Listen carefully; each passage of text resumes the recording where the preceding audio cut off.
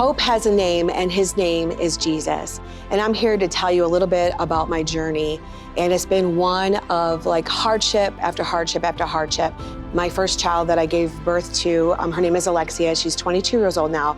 She was born with a disorder called Rett syndrome, and it's a regressional disorder. So she was speaking at one point and lost her speech. She was able to eat and lost her ability to eat. She was able to walk and lost her ability to walk.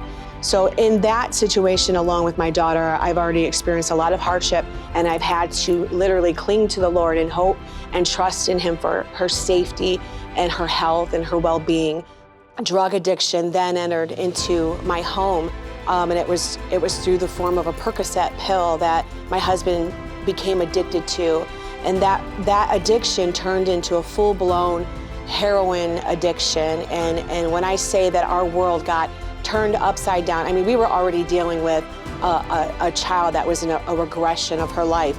And then came this addiction, and it turned our world upside down, and it affected us in every area, our finances, the security of our home, just everything. Our whole life was changed, and it felt like a nightmare that I was living in, and it literally turned my home into chaos, and it affected my son. He became withdrawn. He didn't want to go to church anymore.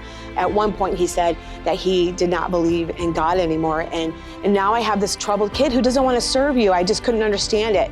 Yet through all of that, I trusted in God, and I put my hope and my faith in him that he would turn things around. And Pastor came with this word from God saying, I'm going to send you a token so that you know that I'm with you, and it's going to be your son. That's what he said. And my son was so far from the Lord, and I believed the Lord at his word.